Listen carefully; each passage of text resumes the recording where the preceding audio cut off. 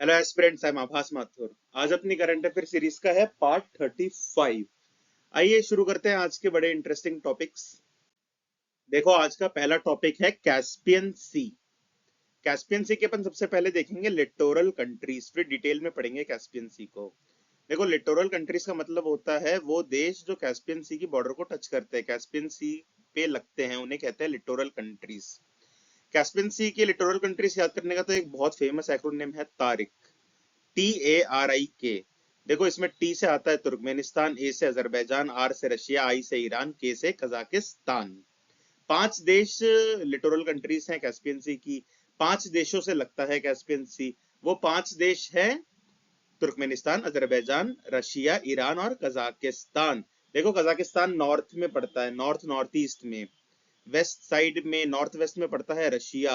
Waste में पड़ता है अजरबैजान, साउथ में ईरान और ईस्ट साउथ ईस्ट में तुर्कमेनिस्तान। देखो कैस्पियन, अब दूसरा मैप देखो, चलो ये मैप देख लिया।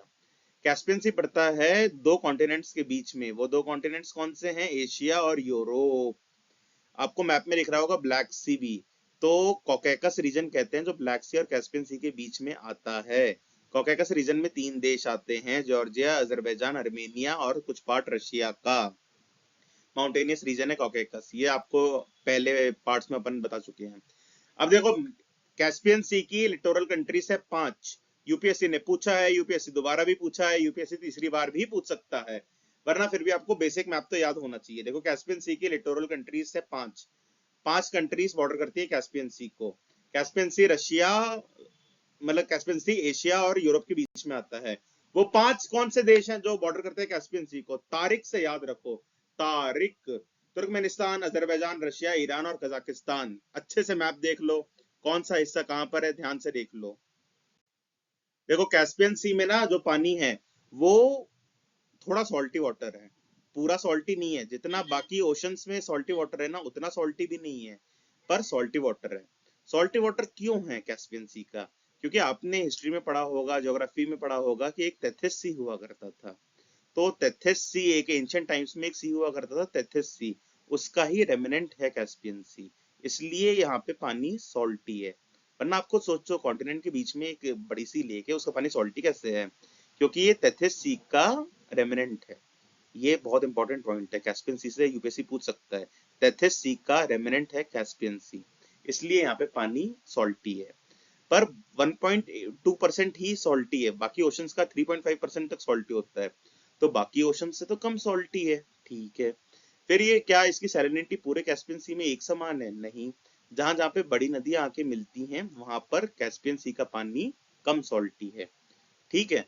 अब एक याद रख लेना, कारा बोगास गोल बे, ये कैस्पियन सी में आता है। कारा बोगास गोल बे कैस्पियन सी में आता है, याद रखना। कहीं से भी सवाल पूछ सकते हैं। एशिया यूरोप के बीच में तो बहुत, मिडिल ईस्ट, सेंट्रल एशिया तो मैपिंग में फेवरेट है यूपीएससी का। तो क्लासिफिकेशन क्या है? Final classification, it is considered the world's largest inland brackish water body. पूछे आपसे कैस्पियन सी क्या है, तो world's largest inland brackish water body है, ये बताना। कारा बोगास गोल्बे एक हिस्सा है कैस्पियन सी का।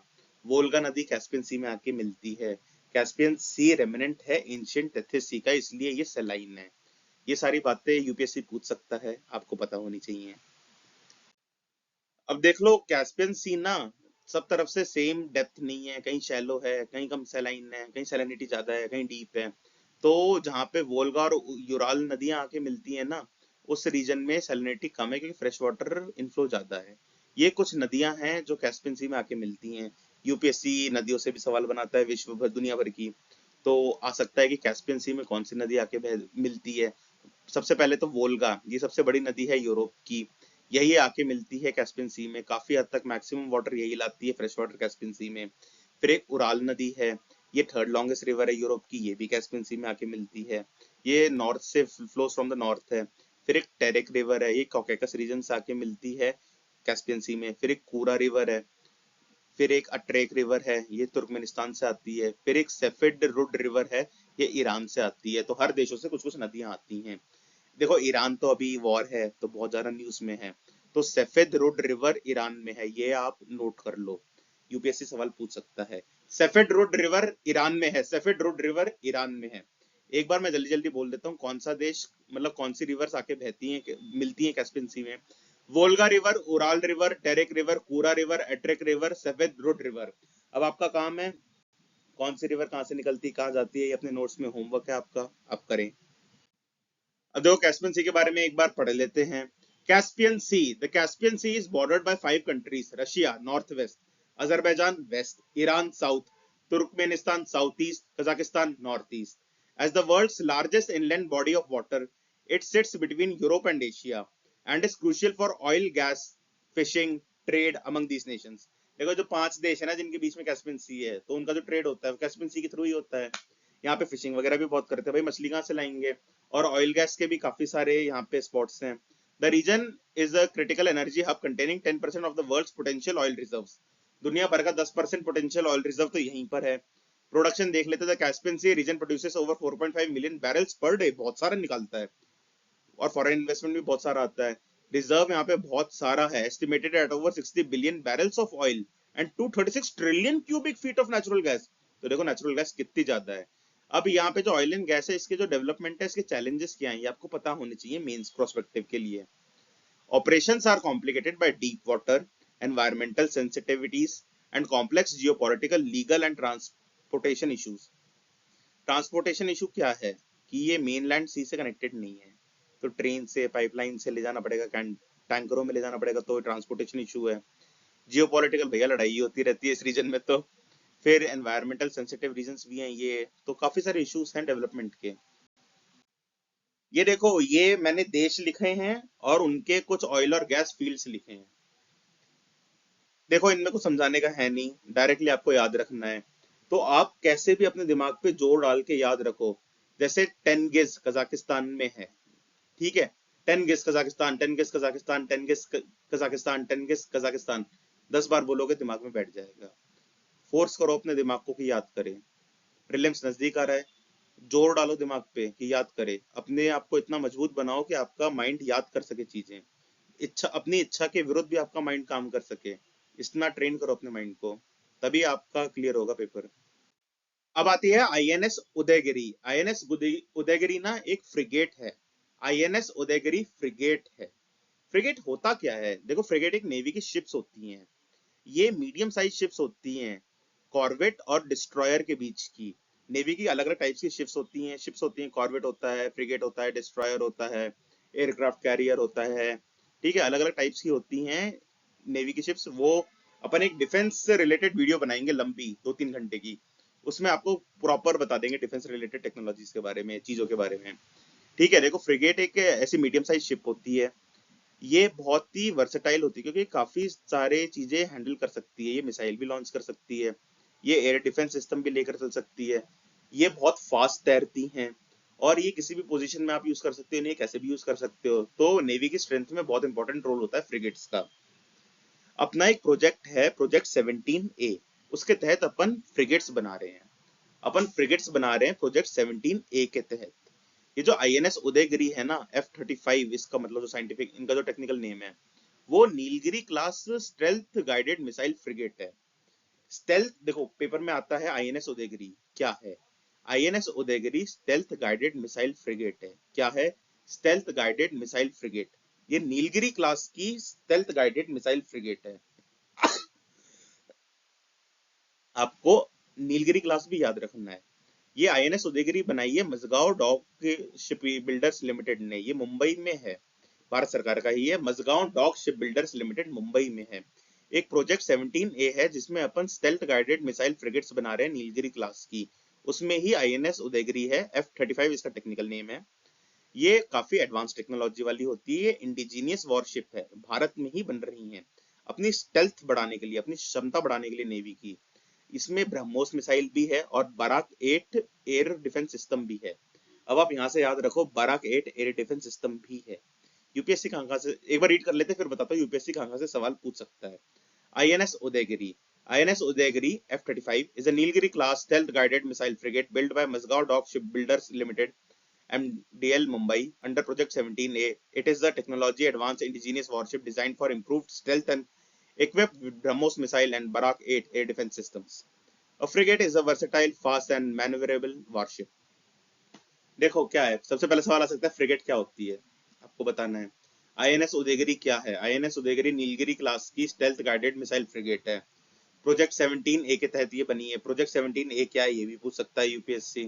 ठीक है, फिर Mazagon dock ship builders limited कहाँ है, क्या करता है, ये भी पूछ सकता है यूपीएससी। बाराक 8 क्या है? एयर डिफेंस सिस्टम है, ये भी पूछ सकता है यूपीएससी। ब्रह्मोस मिसाइल है, ये तो नहीं पूछेगा। और नीलगिरी क्लास क्या है? स्टेल्थ गाइडेड मिसाइल फ्रिगेट की क्लास है। आईएनएस उदयगिरी है इसमें।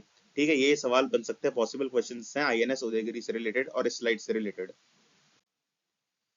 फिर आता है एक्लोफेनेक। एक्लोफेनेक क्या है? पेन किलर है एक्लोफेनेक, दर्द होता है लेते हैं, सूजन आती है लेते हैं। एक्लोफेनेक ना जानवरों को भी दी जाती है। आपने सबने सुना होगा डिक्लोफेनेक बैन हो गई है। क्यों? क्योंकि उससे काफी सारे हजार्डियस रीजंस हो रहे थे। तो एक्लोफेनेक ना एक पेन किलर है, एंटी इंफ्लेमेटरी ड्रग है। अब साइंटिस्ट ने क्या बोला था कि डिक्लोफेनेक को तो बैन कर दो। डिक्लोफेनेक को क्यों बैन कर दो? क्योंकि डिक्लोफेनेक जानवरों को दी जाती थी, कैटल को दी जाती थी पेन किलर के रूप में, एंटी इंफ्लेमेटरी ड्रग के रूप में। फिर टॉक्सिन्स एक्यूमुलेट हो जाते थे डिक्लोफेनेक की वजह से, मतलब डिक्लोफेनेक एक्यूमुलेट हो जाता था एज अ टॉक्सिन इनकी बॉडी में। फिर जब ये कैटल मरते थे, इनको ओपनली छोड़ दिया जाता था, अच्छे से दफनाया नहीं जाता था। फिर वल्चर्स इन कैटल की डेड बॉडी को खा लेते थे। टॉक्सिक मीट खाने की वजह से वल्चर्स की किडनी फेल हो जाती थी, वल्चर्स की डेथ हो जाती थी। वल्चर्स की डेथ हो जाती थी तो स्कैवेंजर्स कम हो जाते थे, इकोसिस्टम इम्बैलेंस हो जाता था। ठीक है, इसलिए डिक्लोफेनिक को बैन कर दिया गया था। डिक्लोफेनिक की जगह एक्लोफेनिक यूज करने लग गए थे। फिर साइंटिस्ट को पता चला कि एक्लोफेनिक मेटाबोलाइज हो गए डिक्लोफेनिक ही बन रही है, तो भाई साहब बात तो वही रह रही है। इसलिए अब इंडियन वेटरिनरी रिसर्च इंस्टीट्यूट ने एक्लोफेनिक को भी बैन कर दिया है। एक बार रीड कर लेते हैं। Aceclofenac, Indian veterinary research institute has determined the ban on using it on cattle. ये रिसर्च इंस्टीट्यूट ने बैन कर दिया इसको कैटल पे यूज करने के लिए। इंसानों पे अभी भी कर सकते हैं यूज, क्योंकि इंसानों की बॉडी ऐसे ही नहीं पटकी जाती खुले में। It is a pain killer anti inflammatory drug, it metabolises into diclofenac, ये इंपॉर्टेंट लाइन है। This metabolic conversion causes aclofenac to act similarly to diclofenac, with studies showing that almost all administered aclofenac converts to diclofenac in livestock. Livestock में तो सारी एक्लोफेनिक diclofenac बन ही जाती है, इसलिए इसको बैन कर दिया गया। एक्लोफेनिक क्या है, इस स्लाइड से क्या क्या याद रखना है। एक्लोफेनिक क्या है, एक्लोफेनिक किसमें मेटाबोलाइज हो जाती है, और एक्लोफेनिक को बैन कर दिया है, किसने बैन करा है वो देख लो। यही सवाल है स्लाइड से। यही वो राम कहानी है कि एक्लोफेनिक मेटाबोलाइज होकर डिक्लोफेनिक बन जाती है। डिक्लोफेनिक कैटल की बॉडी को टॉक्सिन बना देती है। जब ये कैटल मरते हैं तो फिर ये खुले में फेंक दिया जाता है, वल्चर इन्हें खाते हैं, वल्चर खा के, टॉक्सिक मीट खा के वल्चर की किडनी फेल हो जाती है, किडनी फेल से वल्चर मर जाते हैं, वल्चर एक्सटेंट हो जाते हैं। वल्चर एक्सटेंट हो जाएंगे तो स्कैवेंजर्स नहीं बचेंगे, स्कैवेंजर्स नहीं बचेंगे तो इकोसिस्टम इम्बैलेंस हो जाएगा। इसलिए एक्लोफेनिक को बैन कर दिया गया है, क्योंकि वो मेटाबोलाइज होके डिक्लोफेनिक बन रही है। देखो एक्लोफेनिक क्या है, यहाँ पे एक बार देख लेते हैं। Aceclofenac is non steroidal anti inflammatory drug used to relieve pain and inflammation in conditions like osteoarthritis, rheumatoid arthritis, arthritis। फिर जो भी है डेंटल पेन वगैरह में भी दी जाती है, पेन किलर है ये, हर तरह के दर्द में दी जाती है। It works by inhibiting the COX enzyme to reduce prostaglandin production. देखो ये कॉक्स एंजाइम को ना इनहिबिट कर देती है काफी, और रिड्यूस कर देती है प्रोस्टाग्लैंडिन प्रोडक्शन को। इसके कुछ साइड इफेक्ट्स भी, जैसे नोसिया हो गया, डायरिया हो गया, डिजीनेस हो गई, इंडाइजेशन हो गया। जब आप ज्यादा पेन किलर ले लेती हो तो आपको भी सारी सिचुएशन हो जाती है ना, तो ये वही है। अब एक इंपॉर्टेंट ऑर्गेनाइजेशन के बारे में भी नाम आया है, इंडियन वेटनरी रिसर्च इंस्टीट्यूट, इसके बारे में थोड़ा जान लेते हैं। देखो सबसे इंपॉर्टेंट चीज है इसका हेडक्वार्टर कहाँ है। इंडियन वेटनरी रिसर्च इंस्टीट्यूट का हेडक्वार्टर है बरेली में। आपको लगेगा मुंबई में होगा, दिल्ली में होगा, कलकत्ता में होगा, बड़े शहरों में होगा। इंडियन वेटनरी रिसर्च इंस्टीट्यूट का हेडक्वार्टर है बरेली में। ये 1889 में ही एस्टैब्लिश हो गया था, देखो कितना पुराना है। इसके कुछ रीजनल कैंपसेस भी हैं, मुक्तेश्वर में, बैंगलोर में, पालमपुर, पुणे, कोलकाता, श्रीनगर। पूरे देश में ये अपनी वेटनरी मेडिसिन और अलाइड फील्ड्स की स्पेशलाइजेशन को स्प्रेड कर रहे हैं, ये इनका काम है। ये रिसर्च वगैरह भी खूब करते हैं। ये किसके अंडर आते हैं? ये मिनिस्ट्री ऑफ एग्रीकल्चर और फार्मर वेलफेयर के अंडर आते हैं। Indian veterinary research institute administrative control है इन पे Indian council of agricultural research का। इंडियन वेटनरी रिसर्च इंस्टीट्यूट पे आईसीएआर का एडमिनिस्ट्रेटिव कंट्रोल है। ये department of agriculture and research education के अंडर आते हैं, ministry of agriculture and farmers welfare में आते हैं।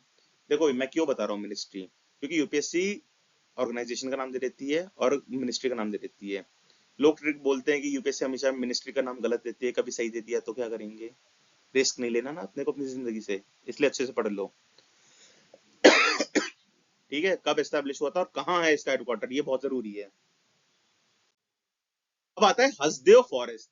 कुछ टाइम पहले आप लोगों ने देखा होगा ऑनलाइन कैंपेन चली थी, hashtag save Hasdeo movement, Hasdeo forest बचाना है। देखो क्या हुआ था, यहाँ पे ना एक बहुत बड़े बिजनेसमैन है, उनके उन्होंने कोल माइन ले ली थी हसदेव फॉरेस्ट में। तो कोल निकालने के लिए वो बहुत सारे पेड़ काट रहे थे।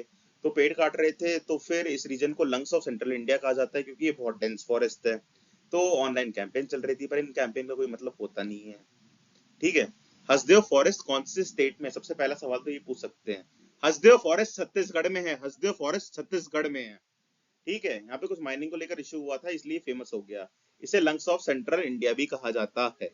Hasdeo forest, the Hasdeo forest is a 170,000 hectare biodiversity rich and largely unfragmented forest in Chhattisgarh. अरे देखो बहुत घना फॉरेस्ट है, अनफ्रेगमेंटेड का मतलब है कि इंसान वहां पे जाते ही नहीं है, और ये बोल रहे हैं कि सारे पेड़ काट के माइन बना देंगे। often called the lungs of central India, Hasdeo forest को lungs of central India कहा जाता है। It is critical habitat for endangered elephants and supports indigenous Adivasi communities। काफी सारे आदिवासी लोग रहते हैं यहाँ पे, हाथी बहुत रहते हैं यहाँ पे। The area faces severe deforestation and environmental concerns due to intensive coal mining operations। एक बहुत बड़ी कंपनी है वो, यहाँ पे डिफोरेस्टेशन और एनवायरमेंटल कंसर्न्स राइज हो रहे थे क्योंकि डिफोरेस्टेशन की वजह से, क्योंकि इनको यहाँ पे कोल माइनिंग करनी थी। तो एक सेफ हसदेव मूवमेंट चला था, इसलिए न्यूज में है। अब एक इंपॉर्टेंट चीज, यहाँ पे हाथी बहुत है ना, तो यहाँ पे एक एलिफेंट रिजर्व भी है। उस एलिफेंट रिजर्व का नाम है लेमरू एलिफेंट रिजर्व। ये हसदेव फॉरेस्ट के पार्ट में ही आता है। लेमरू एलिफेंट रिजर्व छत्तीसगढ़ में है, लेमरू एलिफेंट रिजर्व छत्तीसगढ़ में है, लेमरू एलिफेंट रिजर्व छत्तीसगढ़ में है। सवाल बन सकता है, हसदेव फॉरेस्ट इतना पॉपुलर हो गया तो डायरेक्टली सवाल नहीं पूछे यूपीएससी, पर लेमरू एलिफेंट रिजर्व पे सवाल पूछ सकती है। लेमरू एलिफेंट रिजर्व कोरबा छत्तीसगढ़ में है। ठीक है, याद रखना है ये। इस स्लाइड से क्या क्या याद रखना है, हसदेव फॉरेस्ट कहां पर है, छत्तीसगढ़ में।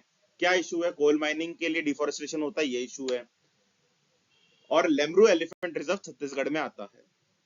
ठीक है, ये भी याद रखना है। हसदेव अरण्य फॉरेस्ट, अरण्य को जंगल, जंगल को अरण्य ही तो बोलते हैं संस्कृत में। तो हसदेव फॉरेस्ट में ही लेमरू एलिफेंट रिजर्व है, ये छत्तीसगढ़ में पड़ता है, कोरबा डिस्ट्रिक्ट में। देखो ये है छत्तीसगढ़, नॉर्दर्न छत्तीसगढ़ में पड़ता है ये लेमरू एलिफेंट रिजर्व और Hasdeo forest. Hasdeo forest northern Chhattisgarh में पड़ता है। देखो एलिफेंट रिजर्व बनाई क्यों जाता है, जिससे वहां पे हाथी रह सके, मानव पशु संघर्ष ना होए, हैं, मैन एनिमल कॉन्फ्लिक्ट ना होए। क्योंकि हाथी ना काफी ज्यादा कांड वांड कर देते हैं जाके गाँव में, गाँव उजाड़ देते हैं, लोगों पे हमला कर देते हैं। देशी शराब की भट्टियों में से शराब पी के फिर बावले हो जाते हैं, तो बहुत प्रॉब्लम क्रिएट कर लेते हैं। तो यही मानव पशु संघर्ष को बचाने के लिए ही एलिफेंट रिजर्व बनाए जाते हैं, कि इंसानों को दूर रखा जाए हाथियों से क्योंकि फिर हाथी पागल हो जाते हैं, बहुत प्रॉब्लम क्रिएट हो जाती है। देखो हसदेव फॉरेस्ट नाम क्यों पड़ा है, क्योंकि एक हसदेव नदी निकलती है वहां से। हसदेव नदी वहां से निकलती है, कैमूर रेंज, सुरजा, सुरकजा हिल्स, देवगढ़ की पहाड़ियां, ऐसे बोला जाता है। आप याद रखो, कैमूर हिल से निकलती है हसदेव नदी, वो जाके मिलती है महानदी में। हसदेव नदी महादेव महानदी की ट्रिब्यूटरी है। हसदेव नदी महानदी की ट्रिब्यूटरी है। ठीक है, ये महानदी की ट्रिब्यूटरी है भाई, ज्योग्राफी इंपॉर्टेंट चीज है इंडियन ज्योग्राफी की। हसदेव रिवर देखो 333 किलोमीटर चलती है। हसदेव रिवर सिर्फ छत्तीसगढ़ में ही बहती है। हसदेव रिवर सिर्फ छत्तीसगढ़ में ही बहती है, कोरबा, जांगीर, चंपा, इन सब जिलों में। हसदेव रिवर की भी कुछ ट्रिब्यूटरीज हैं, गेज रिवर, तान, चोरनई रिवर, झींग रिवर। ठीक है, अब इंपॉर्टेंट चीज, हसदेव रिवर पे एक डैम है, मिनी माता डैम है। क्या नाम है, मिनी माता। मिनी माता डैम से सिमिलर एक डैम है माटा टीला डैम। आप कमेंट सेक्शन में बताएं माटा टीला डैम कौन से राज्य में है और कौन सी नदी पे पड़ता है। Mini Mata dam Hasdeo dam भी कहा जाता है, हसदेव रिवर पे डैम है। ये लॉन्गेस्ट और वाइडेस्ट डैम है छत्तीसगढ़ का। सीधा सवाल आ सकता है यूपीएससी प्रीलिम्स में कि मिनी माता डैम कौन सी रिवर पे है, मिनी माता डैम कौन से स्टेट पे है। ठीक है, या छत्तीसगढ़ का लॉन्गेस्ट और वाइडेस्ट डैम कौन सा है, ये भी पूछ सकता है यूपीएससी। इस स्लाइड से सवाल आ सकता है कि हसदेव रिवर कौन सी रिवर की ट्रिब्यूटरी है, हसदेव रिवर कहाँ से निकलती है, हसदेव रिवर कहाँ जाके मिलती है, हसदेव रिवर कितनी स्टेट्स में बहती है, हसदेव रिवर की ट्रिब्यूटरीज कौन कौन सी हो सकती है। ट्रिब्यूटरीज पे जाएंगे नहीं, बस ये पूछ सकते हैं हसदेव रिवर किस रिवर की ट्रिब्यूटरी है, इतना सफिशिएंट होगा हसदेव रिवर के लिए, क्योंकि छोटी सी तो रिवर है, एक ही स्टेट में तो बहती है। रीड करना है, Hasdeo river is the largest tributary of the Mahanadi river flowing 333 kilometers through Chhattisgarh. Originates in the Kaimur Hills, Devgarh Pahadi, Surkhaja Hills in the Korea district and travels 333 kilometers flowing through Korba, Jangir, Champa districts. The main tributaries are Gez River, Tan River, Oteng River, Chornai River, Jhing River. नहीं आएंगी इनकी tributaries. Mini Mata dam most important है UPSC के लिए, आ सकता है. Hasdeo Bango dam a major multipurpose project है हसदेव रिवर पे. ये सिर्फ डैम नहीं है, मल्टीपर्पज प्रोजेक्ट है, इरिगेशन वगैरह भी होता है यहाँ पे, मछली भी पाली जाती है. Joints Mahanadi near Siladehi Chhattisgarh, it flow only in Chhattisgarh. ये मैप देख लो छत्तीसगढ़ में महानदी रिवर का. देखो महानदी रिवर में ऊपर से आके मिल रही है ना हसदेव रिवर, तो ये साउथवर्ड डायरेक्शन में फ्लो करती है, ये भी याद रखना है आपको. यूपीएससी का क्या भरोसा भैया, कहीं से भी सवाल बना दे, डायरेक्शन पूछ ले नदी की. तो देखो न्यूज में था हसदेव सेव हसदेव, तो सिर्फ हसदेव फॉरेस्ट पे सवाल नहीं आएगा, हसदेव रिवर पे भी सवाल आ सकता है, वहां पे जो एलिफेंट रिजर्व है उस पे भी सवाल आ सकता है, हसदेव रिवर पे जो डैम है मल्टीपर्पज प्रोजेक्ट है उस पे भी सवाल आ सकता है. यूपीएससी पटवारी का पेपर थोड़ी है कि डायरेक्टली सवाल पूछ लेगी, अच्छे से सवाल पूछेंगे ना. आज का आखिरी टॉपिक है पुष्पबाई वर्सेस सीटी सेल्वराज केस 1982 का. ये केस ना कुछ कन्वर्जन के इशू से रिलेटेड है. ठीक है, यहाँ पे कोर्ट ने बोला था कि कन्वर्जन वॉलेंटरी राइट है और जेन्युइन राइट है, कि आपका कोई धर्म है, फिर आप बड़े हुए, आपको कोई और धर्म अच्छा लगा, आप उसमें कन्वर्ट हो गए, ये आपकी चॉइस है, आप अपनी मर्जी से करते हो, पर आपसे कोई फोर्सफुली कन्वर्ट नहीं करा सकता, आप पैसे लेके कन्वर्ट नहीं हो सकते. ठीक है, जेन्युइन और वॉलेंटरी रीजन से ही आप हो सकते हो, और आपके कन्वर्जन से कोई पब्लिक ऑर्डर इशू नहीं होना चाहिए, ये भी एक बात है. ठीक है, एक बार रीड कर लेते हैं कि सुप्रीम कोर्ट ने इस केस में क्या बोला था. Pushpabai versus city Selvaraj 1982. The court affirmed that conversion must be genuine and voluntary. Any coercion or misinterpretation in religious conversions violates the right to religious freedom. देखो, पुष्पबाई वर्सेस सिटी सेल्वराज केस ने क्या बोला था, जिसके आधार पे आजकल काफी सारी राज्य सरकारें, state governments anti conversion bills ला रही है ना, तो वो इस केस का हवाला दे रहे हैं. अब देखो, स्टेट गवर्नमेंट लाती है anti conversion bill, UP, Rajasthan, Uttarakhand, ऐसे ऐसे कहीं कहीं कहीं आ रहे हैं, तो वो हवाला देते हैं इन केसेस का. तो यूपीएससी स्टेट के केसेस तो पूछेगा नहीं, ये केस पूछ सकते हैं सुप्रीम कोर्ट का, क्योंकि इस सुप्रीम कोर्ट में the court affirm that conversion must be genuine and voluntary. Any coercion और misinterpretation in religious conversion violates the right to religious freedom. ये लाइन बोली थी, ये लाइन आपको लिखनी अपनी कॉपी में. ठीक है, देखो पुष्पबाई वर्सेस सिटी सेल्वराज केस जो 1982 में हुआ था, उसमें यही बोला था कोर्ट ने कि आप कन्वर्ट तो हो सकते हैं अपनी मर्जी से एक रिलीजन से दूसरे रिलीजन में, पर वो जेन्युइन होना चाहिए और वॉलेंटरी होना चाहिए, कि आप खुद से कन्वर्ट हो रहे हैं, आप पैसे लेके कन्वर्ट नहीं हो सकते, आपको कोई फोर्सफुली कन्वर्ट नहीं कराया जा सकता, क्योंकि फिर अगर आप फोर्सफुली कन्वर्ट करा रहे हैं आपको, फिर तो रिलीजियस फ्रीडम का वायलेशन है ना. अब देखो, a person is free to convert to a different faith, but the conversion must be sincere and voluntary. Voluntary होना चाहिए और सिंसियर होना चाहिए कि आप सीरियसली कन्वर्ट हो रहे हैं. एक सरला मुदगल केस हुआ था, उसमें सुप्रीम कोर्ट ने बोला था आप एक से ज्यादा शादी करने के लिए कन्वर्ट नहीं हो सकते, तो वही है, सिंसियर होना चाहिए, जेन्युइन होना चाहिए कन्वर्जन आपका. ठीक है, in India the right to freedom of religion is guaranteed under articles 25 to 28 of the constitution. It assures citizens the liberty to follow, profess and promote any religion subject to public order, morality and health. देखो, right to freedom of religion ये बात कहता है. अब आप देखना, आप Google करना पुष्पबाई वर्सेस सिटी सेल्वराज केस, और उसमें डालना कि कौन सा आर्टिकल रिलेट करता है इससे. हर कोचिंग यही बताएगी आर्टिकल 25 से 28. तो आप अपने कोचिंग वालों से ही जाकर पूछना कि आप स्पेसिफिक आर्टिकल बताओ कि कौन सा रिलेट करता है, तो वो है आर्टिकल 25, क्योंकि यहाँ पे फ्रीडम ऑफ कंसाइंस की बात करी जा रही है, आपके कंसाइंस की बात करी जा रही है. ठीक है, तो आर्टिकल 25 सबसे ज्यादा रिलेट करता है पुष्पबाई वर्सेस सिटी सेल्वराज में. सारे कोचिंग इंस्टीट्यूट सेफ खेल रहे हैं कि 25 से 28 आर्टिकल है. अरे तो फ्रीडम ऑफ रिलीजन की बात हो रही है, तो फ्रीडम ऑफ रिलीजन का सेक्शन ही तो लगेगा. आप स्पेसिफिक आर्टिकल बताओ ना, अगर आप पॉलिटी के टीचर हो तो. देखो, इस चैनल पे मैंने पॉलिटी भी पढ़ाई है, उसमें ये आर्टिकल्स पढ़ा दिए मैंने, फंडामेंटल राइट वाले, आप जाके पढ़ना, आपकी अंडरस्टैंडिंग एकदम तगड़ी हो जाएगी. चलिए, थैंक यू. कैसा लगा आपको ये लेक्चर, बताइए क्या. Thanks very much.